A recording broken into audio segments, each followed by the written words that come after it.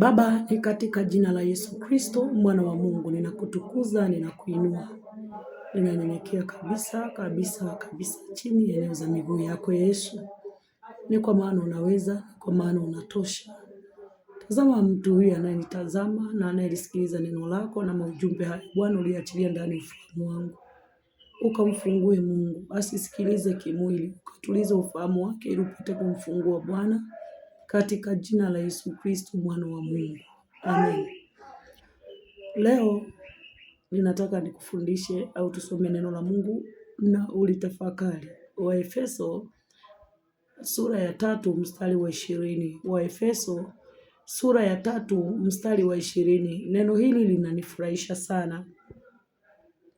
Basi atukuzwe yeye awezaye kufanya mambo ya ajabu mno kuliko yote tuyaombayo au tuyawazayo, kwa kadiri ya nguvu itendayo kazi ndani yetu. Kwa kadiri ya nguvu itendayo kazi ndani yetu. Basi atukuzwe yeye.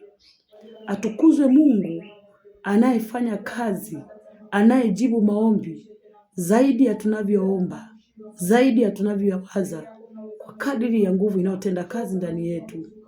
Mpendo, unatakiwa uwe na ushirika na Mungu ili uweze kumshusha Mungu. Nguvu iliyoko ndani yako pale utakapoomba ndipo atakaposhuka ili kukujibu.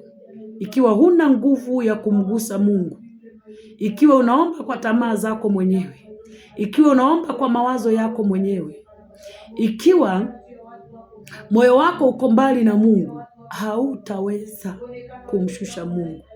Nguvu inayotenda kazi ndani yako ndio itakayomshusha Mungu, na atakaposhuka atafanya zaidi ya yale unayoyaomba. Amen.